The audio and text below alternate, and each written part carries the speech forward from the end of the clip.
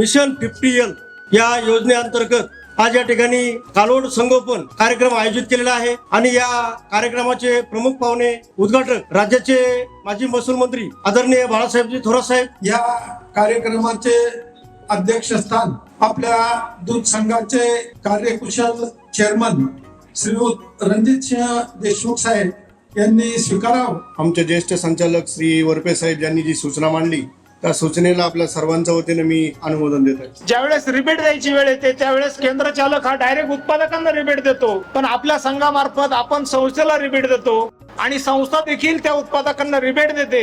म्हणजे 2 टप्प्यात रिबेट त्या उत्पादकांना जातं, परंतु खाजगी प्लॅन धारकांचं एकाच टप्प्यात रिबेट जातं। हा देखील फरक आपण आपल्या उत्पादकांना सांगून त्या लोकांचं प्रबोधन केलं पाहिजे।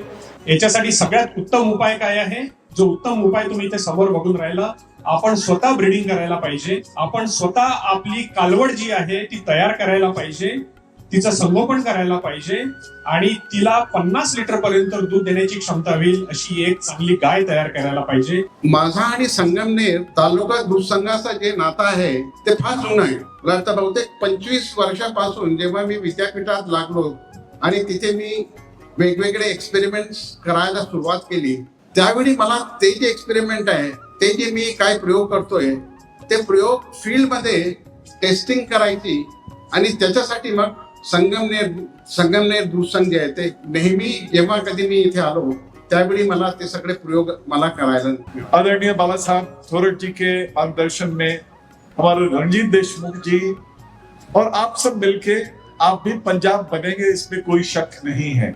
आज मुझे रणजीत जी आपने मुझे आश्चर्यचकित कर दिया।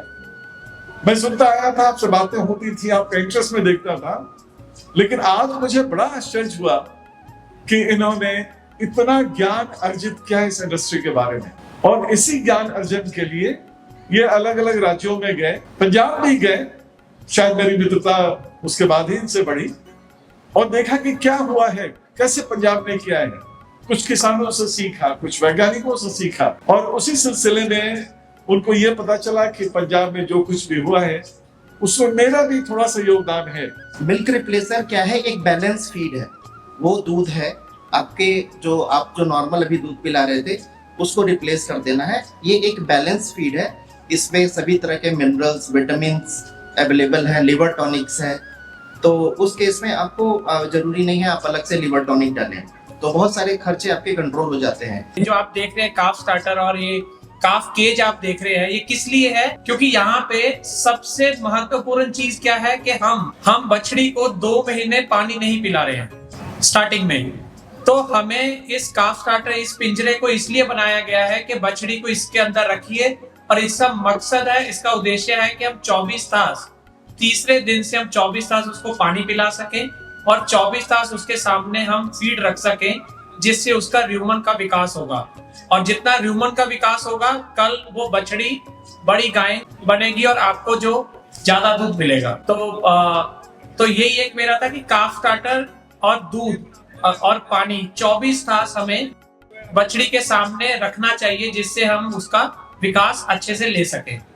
मिशन 50L म्हणजे मिशन 50 लिटर 50 लिटर शेतकऱ्याच्या दारामध्ये, शेतकऱ्याच्या गोठ्यामध्ये 50 लिटरची गाय निर्माण करायची, हे या मिशनचं आपलं मिशन आहे।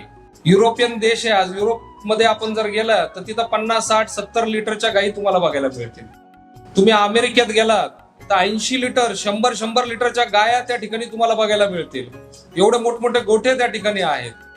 भारतात जर गेले, तुम्ही पंजाबला जाऊन या, तर बरेचसे जण गेले असतील, पंजाबचा शेतकरी सहज दाखवतो, गोठ्यात माझी ही 40 लिटरची गाई आहे, ही 45ची आहे, ही 55 लिटर देते, सहज दाखवतो तिथला शेतकरी। म्हणजे जगाने केलेलं आहे, आता आपल्याला करायचंय। आपण थोडं मागं राहिलोय, मात्र आपल्याला आता हे आपण टार्गेट त्या ठिकाणी घेतलेलं आहे। हे जे पिंजरे आपण या ठिकाणी मांडलेले आहेत, तर ही पण एक आता नवीन संकल्पना आहे। पहिल्या कालवडी आपण मोकळ्या ठेवत होतो, पण ह्या पिंजऱ्यांमध्ये जर कालवडी ठेवल्या तर त्यांची शरीराची वाढ चांगली होती, वजन त्यांचं चांगलं वाढतं। गायींची संख्या मर्यादित, दुधाची मात्र लिटर जास्त, हे कसं करता येईल याचा अर्थच मिशन 50L हे आहे, हे लक्षात ठेवा। मग मर्यादित गायींमध्ये ज्यादा दूध घ्यायचं, भाव आपल्याला मिळाला का त्याचा फायदा आपल्याला जास्त होणार, ते परवडणार होणार, हे साधं सूत्र आहे.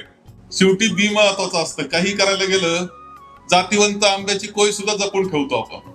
याचा अर्थ बी महत्वाचं असतं.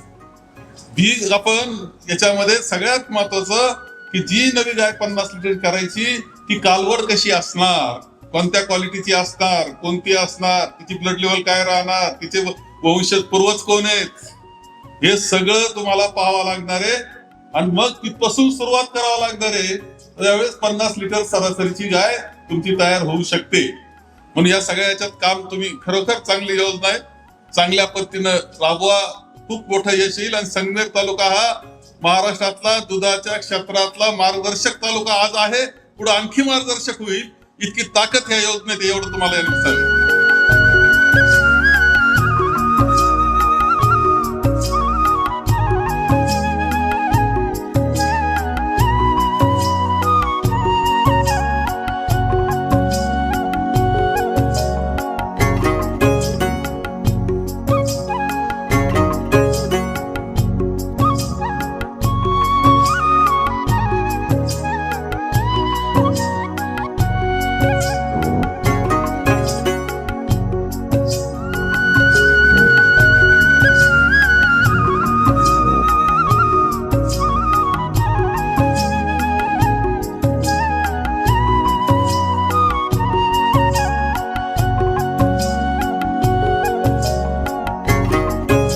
आदी मान्यवर उपस्थित राहिले त्यांचंही मी संघाच्या वतीनं, संचालक मंडळाच्या वतीनं, त्याचबरोबर आपण सर्वच उपस्थित राहिला आपल्या सर्वांचे मनपूर्वक आभार मानतो.